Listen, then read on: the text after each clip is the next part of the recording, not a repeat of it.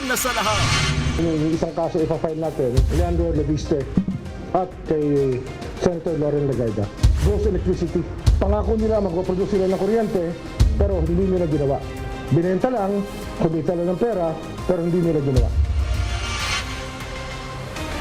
Mga kapatid, alas 5:30 na. Ito na mga bumabanderang balita. Posibleng makasuhan, Senator Loren Legarda at Congressman Leandro Leviste. Iniimbestigahan na ng Ombudsman kaugnay ng bilyong-bilyong pisong solar projects. Pansamantalang makakalaya, dating Senador Bong Revilla pinayagang makapagpiyansa ng Sandigang Bayan. Judicial review muna. Asawa ni VP Sara na si Attorney Man Scarpio, kinwestiyon ang pagpapalabas ng tax records nilang mag-asawa.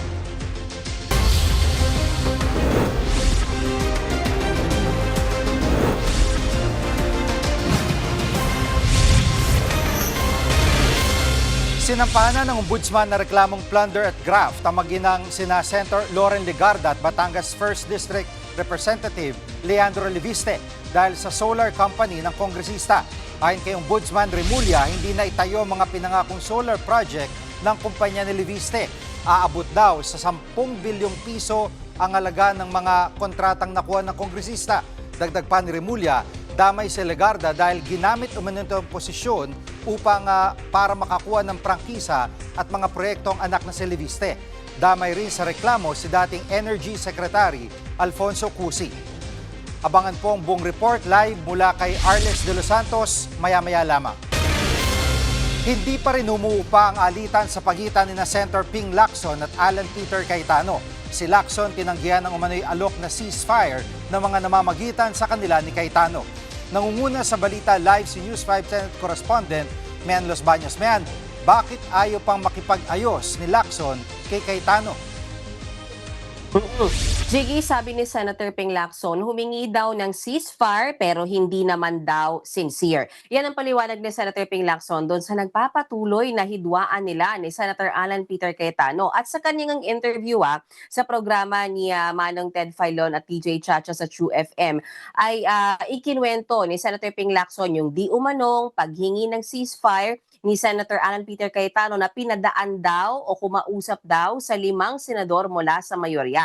At nang makarating daw kay Senator Ping Lacson, yung mensahe na yan, ang una daw niyang tanong ay sincere ba ni Senator Alan Cayetano? At agad ngang lumubog yung usapan ng ceasefire na yan, Jiggy, nang i-deny din agad ni Senator Alan Peter Cayetano na humihingi nga siya ng ceasefire. Pakinggan natin ang pahayag ni Senator Panfilo Lacson.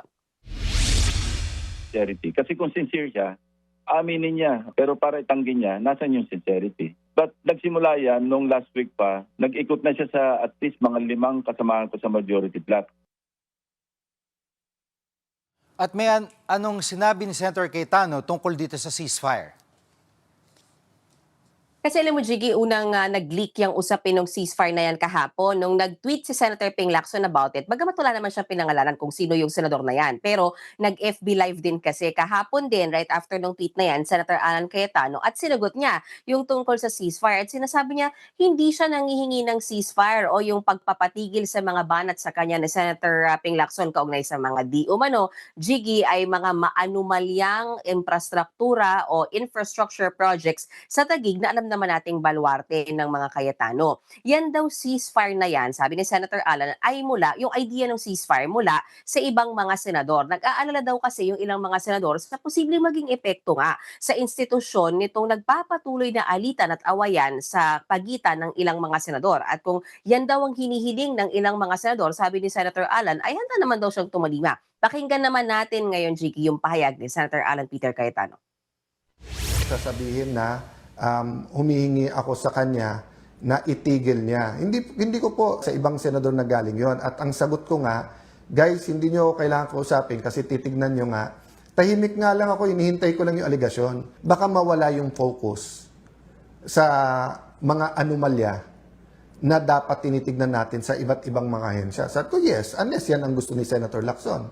Unless ginagamit niya talaga to para pang-distract, unless may nag-uutos sa kanya, at ayaw niyang dun mapunta. At may lalo nga nag-init si Senator Lacson nung banggitin na tila lumobo yung kanyang assets at dito na nauwi dun sa investigasyon ng mga ghost projects umano sa Taguig na baluarte naman ni Cayetano. Ano nang update sa investigasyong ito? Oo, tama ka diyan, Jiggy. Mukhang walang puknat talaga yung ganti ni Senator Ping Lacson dahil ngayong araw na ito naglabas siya ng 6 na larawan. Yung 6 na larawan na yan, paliwanag lang natin, ano, ang sabi ni Senator Ping Lacson, yan daw ay yung nakuha nilang pictures tungkol doon sa 4 na slope protection project sa Taguig na ginawa ng 4 na magkakaibang contractors. Pero kapansin-pansin daw na yung isinumiting pictures para sa billing and collection ay pare-parehas lang. Kumbaga, inedit lang daw yung petsa at ilang detalye. Nakita rin daw at nabutingting din daw, na-discover din daw ng team ni Senator Ping Lacson na yun daw kickback dyan sa mga proyekto sa Taguig, umaabot di umano sa 33%. At maging yung modus daw sa kung paano ginagawa yung mga proyekto dyan ay natukoy din daw nila. O sa pagkakataong ito, Jiggy, pakinggan naman ulit natin, Senator Ping Lacson. Pero uniquely, yung Taguig, kasi ang modus operandi sa Taguig, talagang controlled by one and the same person. Nag-iisa lang yan, si Senator Alan Peter Cayetano lang yan. Walang makakagalaw doon nang wala siyang go signal. Na-identify na rin namin at kinukumpleto namin yung money trail. Jiggy, naisumiti na raw ni Senator Ping Lacson yung lahat ng mga datos na nakolekta nila sa Ombudsman at bahala na raw yung Ombudsman na mag-evaluate niyan at tumukoy kung mauuwi ba yan sa conviction. Pero sinabi rin ni Senator Ping na maging si DPWH Secretary Vince Dizon tumawag daw sa kanya at nag-promise daw ng full cooperation sa paghahagilap nga ng mga dokumento kaugnay pa rin dyan sa issue ng mga maanomalyang infrastruktura di umano dyan sa Taguig. At kinumpirma naman ni Ombudsman Remulla, natanggap nila yung submission sa Senator Ping Lacson at mag-undergo nga raw yan ng evaluation. Jay. At may payag na ba si Senator Cayetano tungkol sa issue ng umano'y ghost project sa kanyang lugar?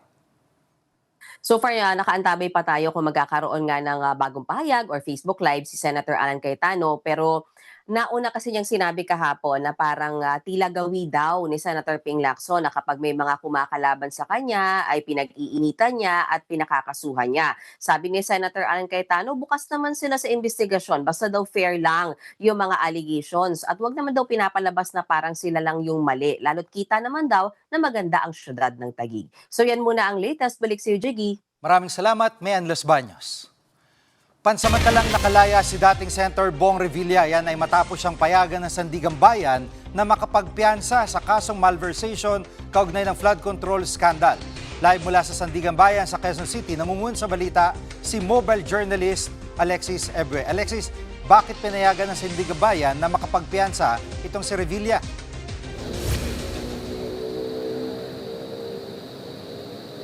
Jiggy, ayon sa Sandigan Bayan, bigo ang prosekusyon na mapatunayan itong ilang ebidensya laban sa dating senador na si Bong Revilla para nga dito sa kasong malversation through falsification of public documents. Kaugnay pa rin ito sa pagkakasangkot ni Revilla dito sa mga flood control projects dito sa Bandi, Bulacan. No, dahil dyan, pansamantalang makakalaya si Revilla mula nga dito sa New Quezon City Jail sa Payatas. 1 milyong piso na halaga ang kanyang pinayansa at karagdagang 20,000 pesos para nga sa legal fees. Ito yung ayon sa kanyang abogado na si Attorney Ramon Iseguera. Hindi naman pinayagan ng Sandigan Bayan ang kapwa-akusado ni Revilla na sina dating DPWH Assistant District na sina Engineer Bryce Hernandez at si JP Mendoza at iba pa. Kung babalikan natin, Jiggy, nitong Enero na nagsampa ang Office of the Ombudsman ng kasong malversation at graft laban nga dito kaya Bong Revilla at iba pang DPWH na staff, kaugnay ito ng umaray 92.8 million pesos na flood control projects na hindi naman naipatayo o wala namang infrastruktura, Jiggy? At Alexis, do sa kasong graft ni Revilla ay pinayagan na rin ba siyang makapagpiyansa? Jiggy, ayon sa abogado ni Bong Revilla, nakausap natin kanina lang actually, no, nasabi na, tinanong ko siya kung meron pa ba siyang kaso na kinakaharap. Ang sabi niya sa atin ay nakapagpiyansa na raw siya sa iba niya pang kaso at natatanging malversation yung kasong non-bailable sa kanya. At kasalukuyan dito tayo ngayon sa Sandigan Bayan at pasado alas 4, mga 4:40 to 4:41 PM ngayon ay dumiretso dito si dating Senador Bong Revilla at ang kanyang asawa at ang kanyang anak, pero tikom ang bibig nila nang tayo'y magtanong kung ano ang reaksyon at pahayag nila dito sa pagpayag sa kanila ng 3rd Division. Jiggy? Yan ang ulat ni Alexis Ebe live mula sa Quezon City. Kaugnay ng balitang yan, sinabi ng Malacanang na nirerespeto ng administrasyon ang mga desisyon ng Sandigan Bayan. Pinaubayan nito sa prosekusyon ng mga susunod na hakbang sa kaso ni Revilla. Dagdag ng palasyo, dapat laging manaig ang batas at ang proseso. Susunod, umano'y planong paninira kay Executive Secretary Ralph Recto na bisto ng NBI. At mister ni VP Sara na si Attorney Man Scarpio umalma sa paglalabas ng kanilang tax records. Diyan lang kayo mga kapatid, dapat una sa lahat.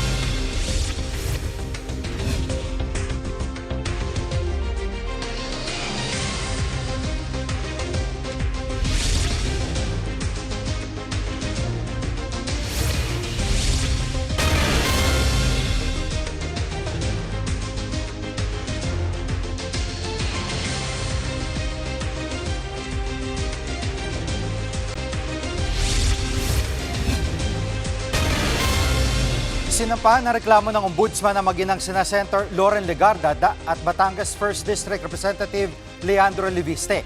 Kaugnayan sa hindi umano pagtupad ng solar company ni Leviste sa mga obligasyon nito sa gobyerno. Live mula sa TV5 Media Center, nangunguna sa balita si mobile journalist Arles de los Santos. Arles, ano reklamong sinampa laban kina Legarda at Leviste? Chigi, reklamong plunder at graft ang isinampa ng Office of the Ombudsman laban kina Senador Loren Legarda maging sa anak nito na si Batangas 1st District Representative Leandro Leviste. Ayon sa Ombudsman ay bigo umano ang solar energy network ni Leviste na maipatayo ang solar project alinsunod sa prangkisa nito. Nagkakahalaga raw ng 10 bilyong piso ang proyektong hindi naibigay ng kumpanya ni Leviste. Lumalabas din daw na may sabwatan umano sina Legarda, Leviste at dating Energy Secretary Alfonso Cusi para makuha ang solar energy network ni Leviste ng maraming kontrata sa gobyerno. Dahil dito, nagkaroon daw ng monopolyo o ng kontrol ni si Leviste sa mga solar energy project sa bansa. Ginamit din daw ni Legarda ang posisyon niya sa gobyerno para mabigyan ng proyekto sa gobyerno ang anak na si Leviste. Si Leviste ang nagtatag na at may kontrol ng Solar para sa Bayan Corporation na binigyan ng 25 taon na prangkisa, pero iginuot na noon ni Leviste na matagal nang tumigil sa operasyon ang SPSB. Pakinggan natin ang pahayag ni Ombudsman Boying Rimulya. Itong solar na to na dapat pinroduce at in-accomplish ni Leviste sa kanyang pagkakuha ng prangkisa ay hindi, naging ghost electricity. Kuryenteng hindi talaga kuryente. Na-kuryente lang tayo, ika nga. At Arles, anong sagot ni Ombudsman Rimulya sa mga nagsasabing pamumulitika itong nangyaring ito? Jiggy, itinanggihan agad-agad ni Ombudsman Boying Rimulya at sinabi na Nobyembre pa lamang noong nakaraang taon, 2025, ay sinimulan na nila na tignan nga ito at itong January 2026 ay nangyari na nga yung masusi nila na pag-imbestiga dito at bukod dyan, ngayon ay nasa preliminary investigation na ang mga reklamo laban doon sa mag-ina. Binibigyan din ng tsansa na makatugon ang dalawa sa mga alegasyon laban sa kanila at kapag ito ay nakitaan ng probable cause, saka pa lamang isasampa ang kaso sa Sandigan Bayan. Pakinggan natin muli ang pahayag ni Rimulya. Masusi namin pinag-aralan to kasi this is a very novel case. Hindi ito basta-bastang maiisip na dapat gawin. Pero pag pinag-aralan mo yung nangyari sa ating energy sector sa Pilipinas, talaga nagsuffer tayo sa ginawa nila. At may sagot na ba yung mag-inang Legarda Leviste? Jiggy, bago tayo umere ay nakita natin na tila may press conference nga itong si Representative Leandro Leviste, pero hindi pa natin natututukan kung ano nga ba yung kanya naging tugon dito habang hinihintay pa natin ang tugon ni Senator Loren Legarda. Pero noong Enero pa lamang nitong taon ay sinabi na ni Leviste na nakapagpatatag ang kumpanya niya ng pinakamalaking kapasidad ng renewable energy sa bansa. Inamin din ni Leviste noon na hindi nakapagtayo ang ilan niyang kumpanya ng solar energy infrastructure, pero sinisi niya rito ang gobyerno. Ginigipit din daw ang ibang namumuhunan ng mga opisyal dahil dito ay napilitan daw silang kanselahin ang sariling mga proyekto. Jiggy. At Arles, may iba pa bang hinahabol ng mga babatas ngayon ng Ombudsman? Jiggy, meron at kanina ay nakumpirma na sasampahan na ng Office of the Ombudsman ng 20 counts ng reklamong malversation si CWS Party List Representative Edwin Garjola. Kaugnay ito ng pagiging umano'y kontraktor o kontratista na kongresista. Malinaw daw na conflict of interest ito ayon kay Remulla. Nadiskubre raw ng Office of the Ombudsman na nagsabwatan sina Garjola at mga opisyal ng DPWH, ilang mga kontratista at COA officers para ilihis ang pondo ng gobyerno para nga sa flood control projects ng pamahalaan at nagkakahalaga raw yan ng 879 billion pesos na naitransfer umano sa mga kumpanyang iniuugnay kay Garjola. Wala pang tugon sa ngayon si Garjola. Jiggy. Yan ang ulat ni Arles de los Santos live mula sa TV5 Media Center. Nabisto ng NBI ang umano'y planong pag-frame up kay Executive Secretary Ralph Recto at iba pang membro ng gabinete ni PBBM. Live mula sa Pasay, nangungun sa balita si Gio Robles. Gio, ano raw motibo sa likod ng umano'y tangkang frame up kay Recto? Jiggy, bahagi raw ito ng mas malaking plano na destabilization plot laban sa administrasyon ni Pangulong Bongbong Marcos ayon kay NBI Director Melvin Matibag. Nabunyag ito matapos mahuli ng NBI-NCR sa isang human trafficking operation ang isang talent manager na binubugaw ang mga alagang artista sa mga politiko. 5 babaeng celebrity ang nailigtas dyan. Habang nasa kustudiya ng NBI, itong talent manager na hindi natin papangalanan, dito na raw niya kinanta ang plano laban kay Executive Secretary Ralph Recto. Base sa affidavit ng talent manager, may kumuha raw sa kanyang dating kongresista at kinontrata silang i-frame up si ES o si Executive Secretary. Kinilala ito na si dating Negros Congressman Jing Paras. Pakinggan natin ang pahayag ni Matibag. Hindi lang si ES ang target dito, parang it's one of the many plano nila gusto gamitin itong grupo na to para magano ng character assassination yung parang term na ginamit. So, doon na lumabas yung istorya na na-involved na si former Congressman Jing Paras. Siya yung kumausap, kumontak dito sa PIMP, itong nagbubugaw nito. Ang tawag ko dito si Epstein ng Pilipinas, At Gio, paano raw sana isasagawa itong planong paninira kay Recto? Jiggy, 4 na babaeng artista ang bahagi raw nitong balak na sex scandal. Papalabasin lang daw ng mga babae na pinilit sila na makipagtalik kay Executive Secretary Recto at pinilit din daw silang gumamit ng droga at palalabasin daw o mag-execute ng affidavit o salaysay kaugnay dito. 1 milyong piso, 1 million pesos ang bayad sa bawat babae at 1 milyong piso din para sa talent manager. So in total, that's 5 million pesos. Sa August 3 daw dapat ang paunang bayad sa talent manager at mga alaga nitong artista, pero hindi na nga natuloy dahil nahuli sa operasyon ng NBI itong talent manager. Financer daw ng plano na ito ay si Batangas Representative Leandro Leviste. Kinumpirma naman ng isa sa 5 babae na nirescue dito sa human trafficking operation na bahagi nga siya ng plot laban naman kay Recto. Ayon kay Matibag, mismong siya ang nakakita sa mga screenshot ng umano'y Viber conversation sa pagitan nitong talent manager at dating kongresista na si Paras. Narito muli ang pahayag ni NBI Director Matibag. base dun sa kwento nung inimbestigahan, sasabihin daw na si Executive Secretary kumukuha doon sa bugaw na to at pinipilit silang mag-drugs tapos pipilitin din sila na magkaroon ng mga sexual activities na umamin naman na itong babae na hindi niya kilala talaga si Executive Secretary, na hindi niya nakakasama. Nandoon na yun sa statement eh.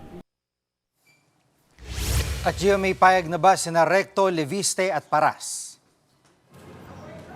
Sa mensahe sa akin kanina ni Executive Secretary Ralph Recto, anya pinapaubayan niya na raw sa NBI ang investigasyon kaugnay nga sa plot laban sa kanya. Ayon naman kay Congressman Leviste, wala raw siyang kinalaman sa umano'y pambababae ni Recto. Sa isang Facebook post ay sinabi niyang ilang buwan niya na raw hindi nababanggit ang pangalan na tinawag niyang Vatman. Anya, hindi niya raw ito kailangang siraan dahil sira na ito. Dagdag pa ni Leviste, may nagpapadala ng impormasyon tungkol sa hindi niya pinangalan ng individual, kaya wag daw sana nitong masamain. Ngayong araw, nakatakdang maglabas naman ng subpoena ang NBI laban kina dating Congressman Jing Paras para ipatawag nga sila ng NBI at Congressman Leandro Leviste. Inaasahan sila na humarap sa NBI sa susunod na linggo.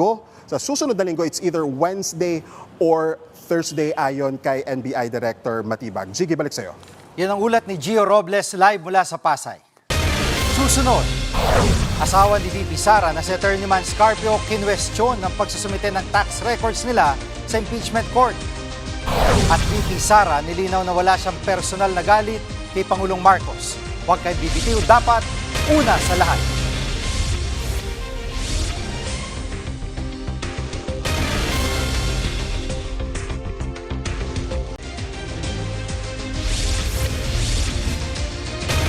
Nilinaw ni VP Sara na wala siyang problema kay PBBM bilang tao kundi sa pagiging pangulo nito. Git ng bise, wala siyang personal na galit.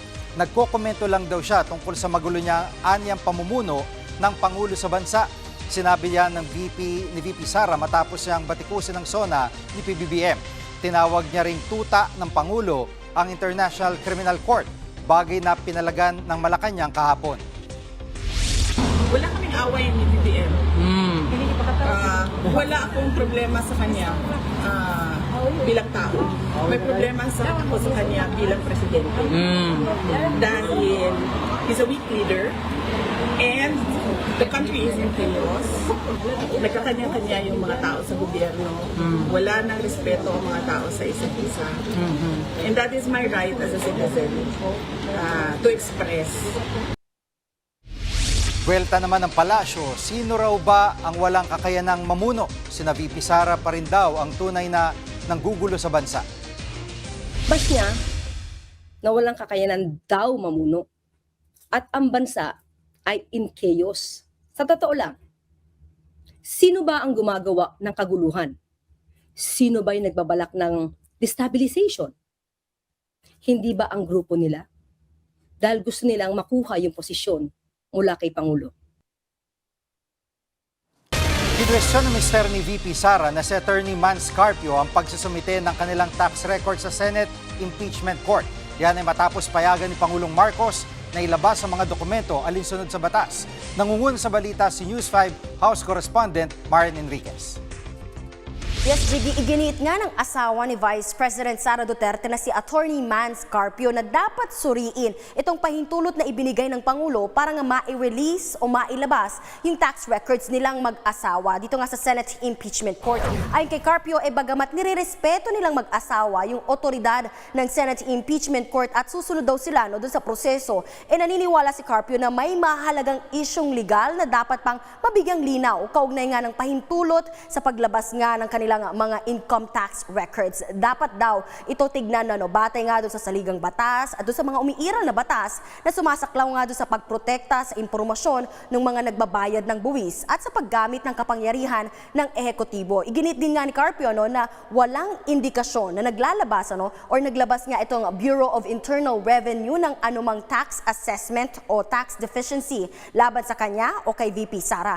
Kini-question din ni Carpio umano yung kanyang legal team kung kung nasunod ba yung mga kinakailangan nga na proseso at rekomendasyon na bago nga ipinalabas itong nasabing pahintulot. Dagdag pa nga ni Carpio yun, yung pagsusumite ng mga dokumento sa Senate Impeachment Court ay isang hakbang lamang sa proseso. Habang yung legal na kahalagahan, admissibility o pagtanggap nga ng korte ng mga ito bilang ebidensya at yung bigat ng mga ito ay nasa kapasyahan pa rin ng impeachment court. Isagot naman ng legal spokesperson ng House Prosecution Panel na si Attorney J. Tolosa, karapatan naman daw ng kampo ni Attorney Carpio na gumamit ng anumang legal remedy. Pero malinaw naman aniya yung naging pasya ng Senate Impeachment Court nung payagan nga nitong ipakuha o ipasapina nga yung mga bank, tax at AMLAC records ng mag-asawa. At giit nga ni Tolosa malinaw na may exemption para sa impeachment cases. Narito po ang kanyang pahayag. Naniniwala kami, tama ang naging pagpapasya ng impeachment court na mag-issue nitong ganitong mga sabina. Maliwanag naman sa batas na pinapayagan nito, maliwanag din sa jurisprudence, madaming precedent na pinapayagan nito. So kami nananalig kami na this will be upheld kapag na-question man itong action ng impeachment court na isabina itong mga dokumento na ito. Jiggy, matatanda ang naghain nga ng mga reklamong paglabag umano sa Bank Secrecy Law, Anti-Money Laundering Act at Data Privacy Law.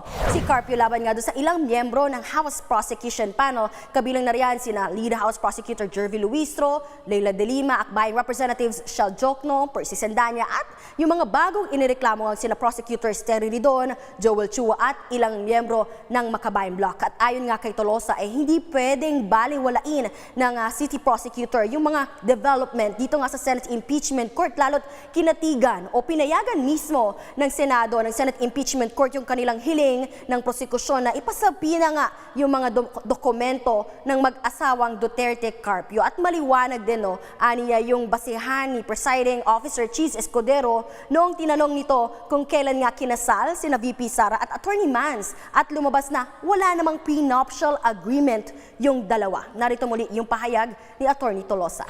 Dahil ang pinag-uusapan dito, tama ang gusto natin tignan. Yung kabuong yaman nakadeklara sa SALN, yan ba ay accurate, complete? The full picture ng totoong kabuuang yaman niya? Since conjugal properties sila, ibig sabihin, ang nakadeklara sa kanilang salin, kasama dito yung conjugal properties nilang mag-asawa. So, to determine kung kompleto ba yan, naturally, kailangan mo din tignan sa mga bank accounts ng dalawa para makita ano ang kabuong yaman nilang dalawa, conjugal properties nilang dalawa. Jiggy, nanindigan nga yung prosekusyon na hindi sila magpapatinag o magpapadistract sa mga ganitong aksyon ng kampo ng mag-asawang Duterte Carpio at nananatili raw silang focused sa pagtiyak nga na maipipresenta nila ang lahat ng kailangan at mahalagang ebidensya sa gumugulo nga na impeachment trial ni VP Sara. Yan muna ang latest. Dito sa kamera, balik sa Jiggy. Yan ang ulat ni Marian Enriquez. Susunod, minimum wage hike na 85 pesos sa Metro Manila, pinatigil muna ng korte. Huwag kayong bibitiw, dapat una sa lahat.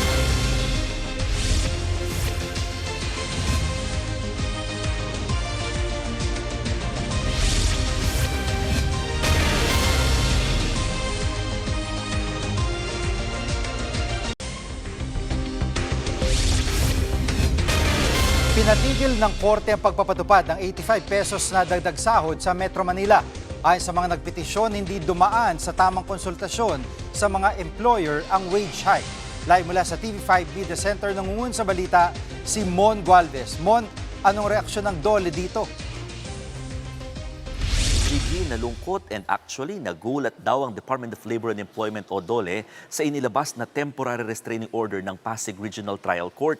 Hindi raw nila inasahan and actually hindi rin dumaan daw sa tamang proseso yung ginawa ng mga petitioners na dumiretso sa isang local court para iapela yung 85 pesos na wage hike sa NCR. Sa kabila nito, dumipensa ang DOLE at nanindigan na dumaan naman daw sa tamang proseso at konsultasyon ang ginawa nila para nga mag-come up dito sa aumento sa sahod sa Metro Manila. Nitong July 25, itinakda yung unang bugso ng wage hike na 60 pesos. Pero dahil sa inilabas na status quo anti-order ng Pasig RTC noong July 24 na sinundan na nga ng temporary restraining order, sinuspindi na muna itong inaasahan sanang aumento para sa mga manggagawa. Ayon kay Labor Secretary Francis Tolentino, iaapela nila itong naging desisyon na pagpapatigil pansamantala sa taas sahod sa tulong ng Office of the Solicitor General. Pakinggan natin ang pahayag ni DOLE Secretary Francis Tolentino. Nag-assume ng jurisdiction yung Pasig Regional Trial Court. Hintayin natin sila. So ito namang hakbangin ngayon ng NWPC at ng Wage Board NCR ay ito'y pinangungunahan ng Office of the Solicitor General. Okay. So ang Solicitor General ang kakatawan sa NWPC. At Mon, ano naging argumento ng mga nagpetisyon para mapatigil itong wage hike? Jiggy, 2 construction companies ang naghain ng petisyon dito sa Pasig RTC. Ang sinasabi nila ay magdudulot daw ng matinding pinsala yung agarang pagpapatupad ng taas sahod. Maaaring epekto raw kasi nito yung pagbabawas ng mga manggagawa o pagbabago sa operasyon ng mga negosyo. At dahil nga sa petisyon na ito na magtatagal o yung desisyon ng korte na TRO na magtatagal ng 20 days, apektado rito ang nasa 1.1 milyong manggagawa sa buong Metro Manila. Jiggy. At anong reaksyon ng mga labor groups kaugnay sa ginawang ito ng korte? Ay nako, technically talagang tutol sila dito. Kaya nga kanina nag-noise barrage pa yung ilang mga labor groups sa may bahagi ng Sampaloc, Maynila. Paraan daw nila ito para ikondena yung desisyon ng korte at kawalan ng aksyon daw ng DOLE. Giit nila, illegal o labag sa batas yung ginawang proseso ng paghahain ng apela. Dapat daw kasi kung hindi ka sang-ayon sa desisyon ng RTWPB, didiretso ka muna sa National Wages Productivity Commission. At then, kung hindi pa rin talaga umapprove doon, sa Court of Appeals ka naman didiretso. Pero this time, iba ang naging proseso kundi dumiretso sila sa local court, bagay na talagang hindi sang-ayon ang mga labor groups. Pakinggan natin yung kanilang hinaing. Yung 85 pesos, kakarampot na nga lang, barya na nga lang, 2 gives hulugan installment, tapos sinuspende pa. Ang panawagan ng mga manggagawa, 200 piso, wage recovery. Yan muna ang latest. Balik sa'yo, Jiggy. Yan ang ulat ni Mon Gualvez live mula sa TV5 Media Center. Nakatakdang tumaas ang presyo ng LPG ngayong Agosto. Kinumpirma yan ni Ergasco President Arnel T. sa programang Money Talks ng One News. Ayon kay T, epekto ito ng muling pagsiklab ng gulo sa Middle East. Didesisyonan pa raw ng Energy Department kung magkano ang dagdag sa presyo. For Ergasco LPG, it will happen on Monday. It will be an increase, the equivalent of $40 per metric ton. So we are just waiting for the computation of the Department of Energy. Kapapasok lang na balita, bumuelta si Senator Loren Legarda sa reklamong plunder at graft na sinampa ng ombudsman. Sa isang payag, tinanggi ng senadora akusasyong tinrabaho niya ang pag-award ng prangkisa sa solar company ng kanyang anak na si Congressman Leandro Leviste. Wala raw basehan ito at wala rin pondo ng bayan na nagamit. Handa raw siyang ilabas ang katotohanan at linisin ang kanilang pangalan.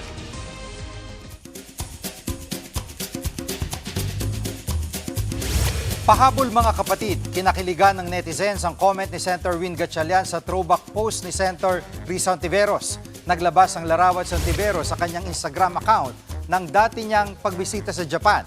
Nakasuot pa si Ontiveros ng kimono. Comment dyan ni Gatchalian, ang cute naman.